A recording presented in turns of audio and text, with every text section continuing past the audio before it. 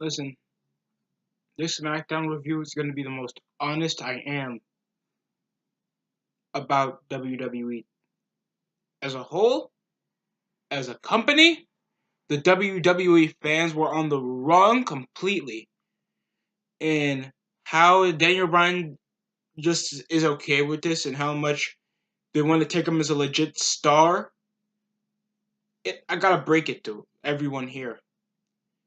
You really think you would waste your time and money to go to wherever Fastlane is to watch a match involving Kofi Kingston against a man for the world title on pay-per-view? Now, I'm not saying that Kofi Kingston is bad, and I'm not saying this because the company is a racist. Vince McMahon is a racist booker because he wants no black guy to become world champion because he can't find the guy. He needs to find the guy. He made Jinder Mahal champion. How does that make him a racist? Or how does that make him discriminate against black people when Bobby Lashley and Booker T accomplished a lot in their time in WWE? Booker T was both King of the Ring and World Champion at the same fucking year. Kofi Kingston, in his 11-year career that they keep bringing up, was a multi-time Intercontinental Champion. That's like the second most prestigious belt in this business so far, because the Universal Championship isn't that legit yet. And the fucking US title so many times, and became a bona fide tag team champion. And by the way, didn't he break a record for the longest reigning tag team championship in history in the WWE so far? People forget to bring that up, but they don't want to see a black guy world champion. Kofi Kingston doesn't deserve to be world champion. Biggie Langston doesn't deserve to be world champion. Xavier Woods doesn't deserve. R-Truth doesn't deserve to be world champion. This entire segment, if they wanted to make a match for the world championship and they want to make Kofi Kingston seem like an underdog, why don't they just give him the match the next week on SmackDown 2 weeks before Fastlane, so we can bring Kevin Owens in? I'm just saying how they can build this up, because obviously, yes, they were a bit in the wrong to just send Kevin Owens in and then somehow a sudden face turn after returning from injury. I get it. I get why also a few fans are angry. But how you can just make McMahon always feel like he's a cunt, always make McMahon feel like he's a racist bigot that only cares about white supremacy and how white guys been dominating the industry for years, when there was a bunch of black people that accomplished a lot in the WWE that other superstars couldn't imagine and have such a longevity like R-Truth, Booker T had. Fucking Kofi Kingston been in the WWE for 11 years. And he has that entertaining factor. He was like the Black Rob Van Dam of this current revolution. That's not a bad thing. I love Rob Van Dam and I love Kofi Kingston for those over 10 years of watching him become entertaining, him win gold across the way. I'm going to say it, I love Kofi. But by God, would I really want to watch that at Fastlane while there's barely any build-up for any shit coming in this pay-per-view next Sunday? That's my opinion. Because all this ignorant shit y'all be spewing out, it gets me aggravated at how much the fan base really doesn't give a fuck what's going on. And how much of a cheap slump that they're in, that thank God Kevin Owens is coming back. He's a legit interesting guy. He's entertaining to watch in the ring, even though he's a fat indie slump, and I'm shocked that Kevin Owens, the McMahon, thinks Kevin Owens is the most marketable. Even though for the past couple of years when he was working for the company without injury, he's been the most, not the go-to guy in the WWE. Even though even the Authority wanted him as Universal Champion. So obviously the McMahons would be a bit biased and go with Kevin Owens that they obviously associate with for the past 3 years. That's my thought on it. Thanks he's coming back from injury, and previously in his Universal title run, he was okay with Stephanie and Triple H, and obviously he would associate with McMahon. Vince. So it would make a bit of sense about the storyline. They never race baited Kofi. Obviously, he's been in the mid-card for over 10 years. And that nigga's gonna stay that way. He's still with the New Day. I don't want a guy that tosses pancakes and cereal to children, showing that, his career been automatically PG since it started. And I want him to get a world title shot because he's been underappreciated and overlooked for most of his career. Like, people appreciate Kofi. People love Kofi Kingston. People love the New Day. But you really want to make this faction that's barely been like big time pops since like 2016 and 15. And you want to give Kofi a title shot at pay-per-view.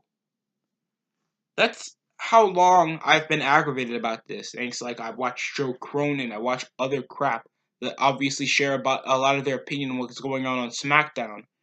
And for the past few weeks, people think Vince is right. You're racist for thinking all because a white guy doesn't give a dude that treats his faction like that his faction is a fucking joke to go to a pay-per-view and headline it facing the world champion. These guys are throwing pancakes and cereal to fucking kids, and you really think that McMahon is that ignorant? And he's over 70 years old? The guy is a business guy. He has a lot of shit on the line. He even brought back a fucking football league that failed over nearly 20 years ago. And you're suspecting this nigga to really race bait shit like this come Fastlane when there's barely a lot of build-up? That's how I feel. That's what they thought about Booker T. Even though he was a world champion before he even came to WWE. And I don't think they used that horse shit for him. I think they chose Booker T because he's an actual entertaining guy. He has a build. He looks like a world champion. He's cool. He has memorable moves. And they don't treat him like a complete joke. Yes, Booker T can be entertaining. And yes, he can be laughable at times. But at times, he can be a real big dude to look at. And he's a great entertaining wrestler that can keep up with the bigger dudes in the company. Kofi Kingston can only keep up with high flyers and sometimes a few big names. And I'm not watching that. Daniel Bryan needs somebody more competitive, and obviously more charismatic than Kofi Kingston. That's how I felt. That was like a 7-minute rant on Kofi Kingston. So yes, they brought back Kevin Owens thanks to Vince McMahon. I automatically knew that before the contract signing, and Daniel Bryan didn't say anything this entire contract signing, how absurd this was, just giving him a championship opportunity because of popularity contest that and you're a one-hit wonder, blah, blah, blah. He could have said all this crap. And he could have just said that you were lucky you made it this far. You're not right. That's a world champion speaks. I'm shocked that they didn't do stuff like this. And Kevin Owens was like, see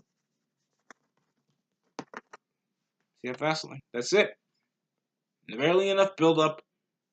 And this is the second time Vince just came and could have made a bit of a captivating feud. I understand why people would be a bit upset that Kofi Kingston doesn't get a title shot, but maybe it's for a bit of the best.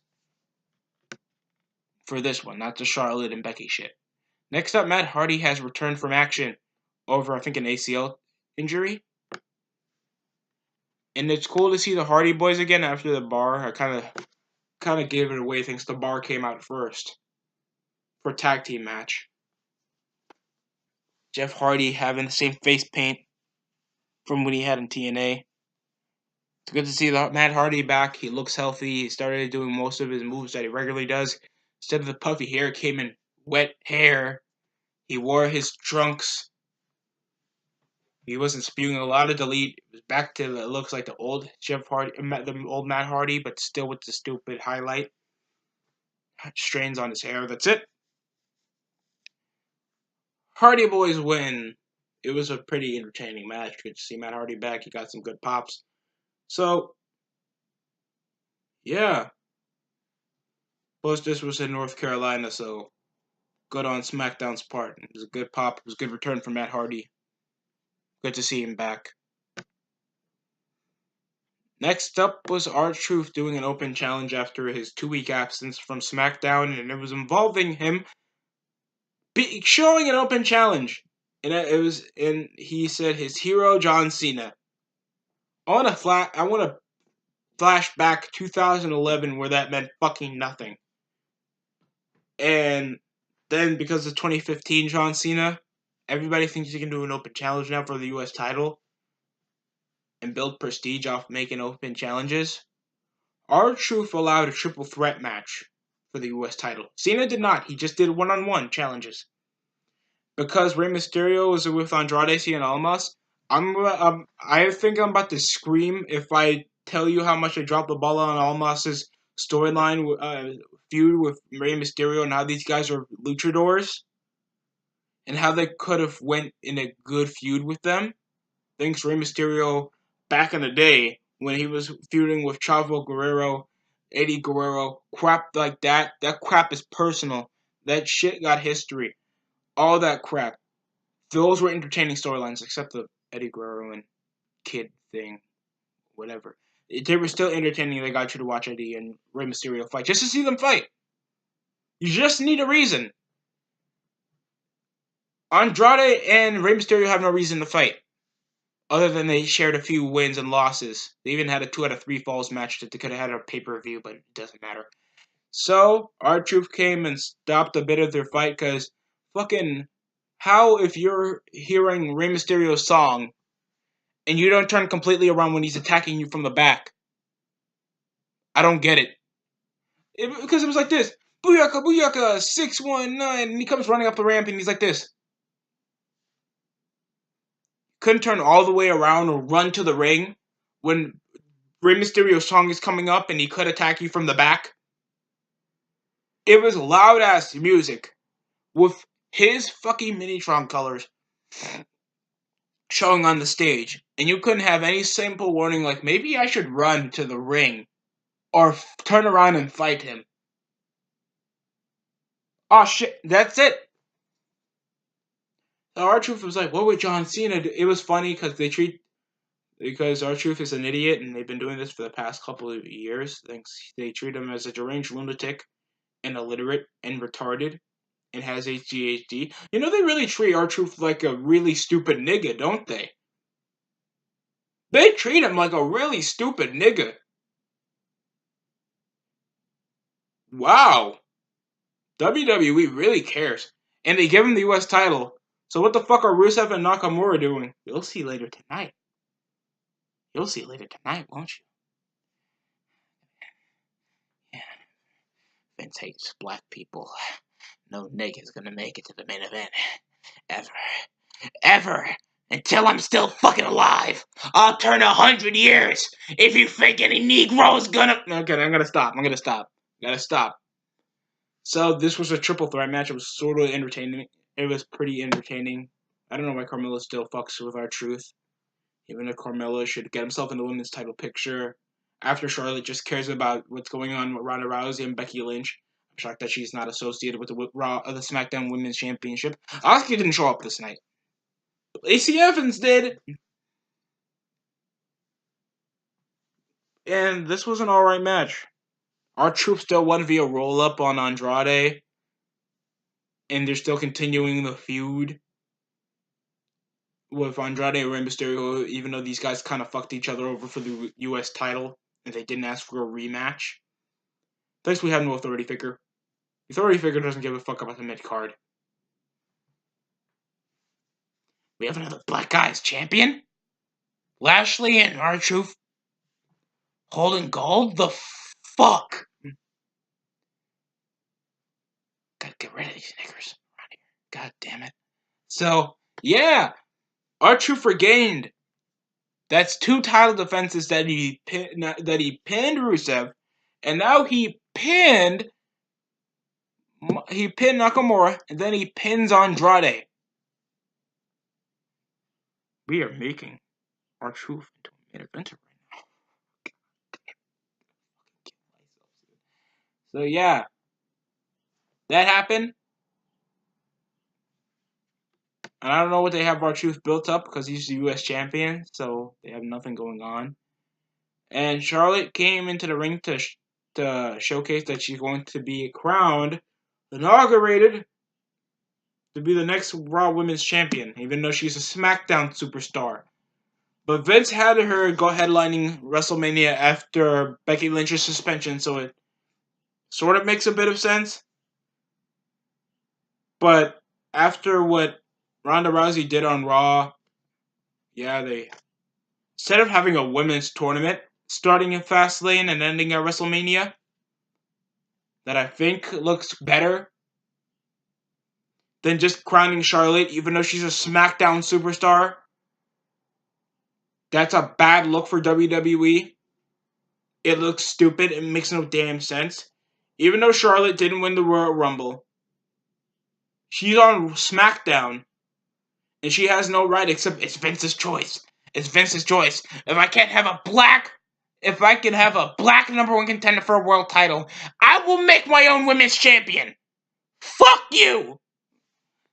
That's literally all they got in their mind so far. So that's literally what Charlie was wasting time, even though she could have just addressed it backstage. Next up was Aleister Black and Ricochet against Nakamura and Rusev, and somehow over their long-time feud and assaulting her wife. They set aside that. They're okay with that. They're okay. I accidentally hit my wife and I blame it on you. Let's keep the storyline going. No, we're gonna tag against these NXT assholes with Lana just insulting them like they're ordinary. They have no charisma. These guys just look normal and shit like that. It's kind of true. Kind of buried them. They kind of buried their rookies. Instead of like paying your dues and crap like that, they were like, oh, you guys just look boring as fuck. Why are you here? Just to get pinned clean. Thanks. You can know about me by the tattoos on my skin. It could have been interesting to learn about, but we don't care. And Ricochet can just jump high. That's literally what they showed in the match. They did beat Nakamura and Rusev, the former U.S. champions, but it really doesn't matter. Because it was the same crap you saw the previous week, except it was different wrestlers, and Rusev really showcased a bit. It had a really good ending with Aleister Black with that fucking kick. That was so damn awesome with using Black Mass. That was so freaking... Black Mass is such a good finisher. But by God, what are they doing with Aleister Black? And I don't know what they're going to do with Ricochet. Same thing I complained about on my Raw review. Look that up.